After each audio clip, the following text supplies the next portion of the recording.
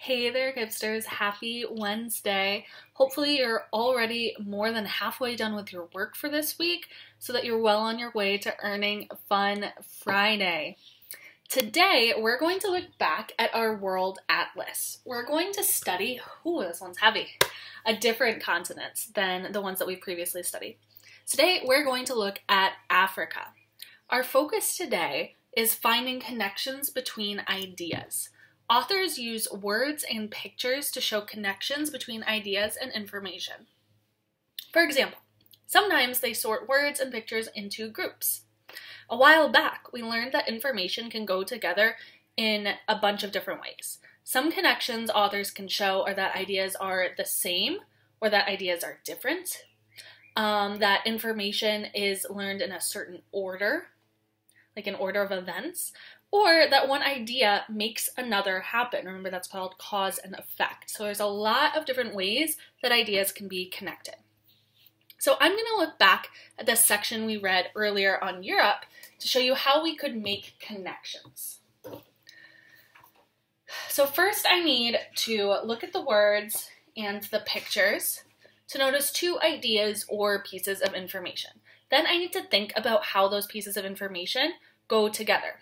So I notice on this page, under land regions, it says that Europe is well known for its coastlines with its many bays and peninsulas. Now, a coastline is when the land is touching the water. So Europe's most obvious feature is its coastline cut with bays and peninsulas of every size. On this next page, one detail under cities is that most cities in Europe are close to the sea. So I'm noticing also on the maps on each of these pages that most of Europe is surrounded by water and that many cities are close to the water. So now I need to think about how these ideas can go together. They can all go together because they're all about the features of coastlines and water. A lot of Europe is surrounded by water, and many cities are found there. Finally, I can say that the connection between these ideas is that they're all similar and they go into the same group.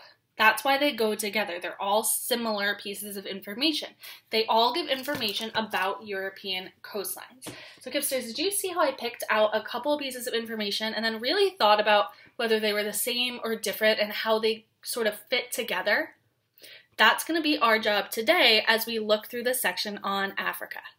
All right, we're going to dive in a little deeper, so let's take a look. So before we start connecting ideas, our first job is just to read these pages about Africa and see what pieces of information and ideas that we learn. All right, Africa. Land regions. Most of Africa is a high, flat plateau. There are few mountains. The Sahara and the Kalahari are among its largest deserts. Rainforests grow along the equator. Grasslands cover most of the rest of the continent. Water. The Nile and the Congo are Africa's longest rivers. Most of Africa's largest lakes are in the Great Rift Valley. Climate. The equator crosses Africa's middle, so many places on the continent are hot. It is always wet in the rainforest. Much of the rest of Africa has wet and dry seasons. Plants. Thorny trees called acacias provide food and shade for grassland animals. Date palms grow around desert waterholes. Mahogany is one of many kinds of rainforest trees. Animals. Some of Africa's most familiar animals are shown here. There are also lions and many kinds of antelopes. Lemurs live on Madagascar, Africa's largest island. So now we've got to take a look at some of the captions on the photographs. Giraffes are the world's tallest animal. They can tower above trees that grow on grasslands. Victoria Falls on the Zambezi River is one of Africa's wonders. Its African name means smoke that thunders. Giant sand dunes in the Sahara tower high above this jeep. This huge desert covers most of northern Africa. Chimpanzees live in Africa's rainforests. As many as 50 chimps may live in a group. Zebras live on grasslands called savannas near the equator. Some zebras also live in mountainous regions, and others live in southern Africa. No two zebras have exactly the same pattern of stripes. Hot springs boil on the shores of a lake in the Great Rift Valley. This is actually a series of valleys that run through the eastern part of the continent. Oh my gosh, look how pretty that looks.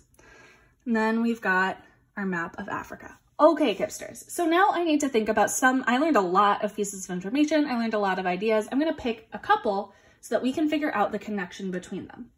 So I noticed that under the heading climate, it says that the equator crosses Africa's middle, so many places on the continent are hot. How are those two pieces of information connected? I'll give you a hint. The word so is a really big clue. The equator crosses Africa's middle, so many places on the continent are hot. How are those two pieces of information connected?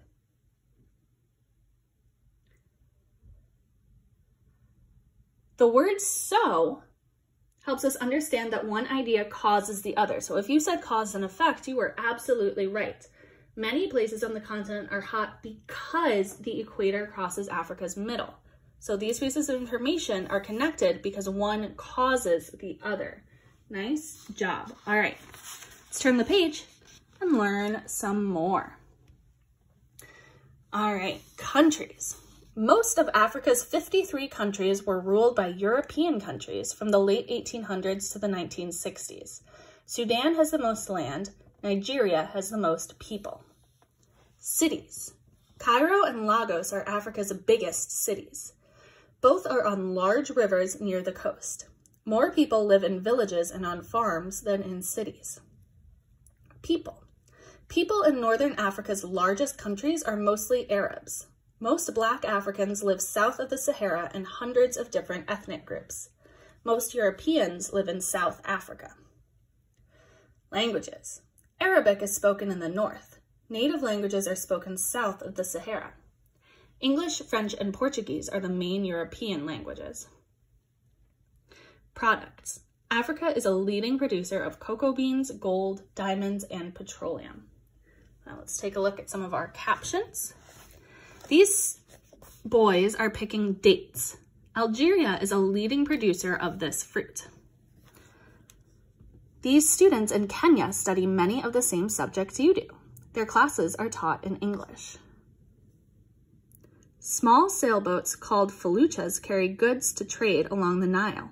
This river is the longest in Africa. The Sphinx and the pyramid behind it were built by people who lived in Egypt thousands of years ago. These women in Nigeria are dressed to go to market. Most markets in Africa are outdoors. Harare is Zimbabwe's capital. It is one of the many modern cities in Africa. All right, Kipsters. So again, we learned a lot of information. We could dive deeper into any of it. I'm going to focus in just on a couple ideas we learned to figure out how they're connected. So under the heading countries, it says Sudan has the most land and Nigeria has the most people. Are these ideas the same or different?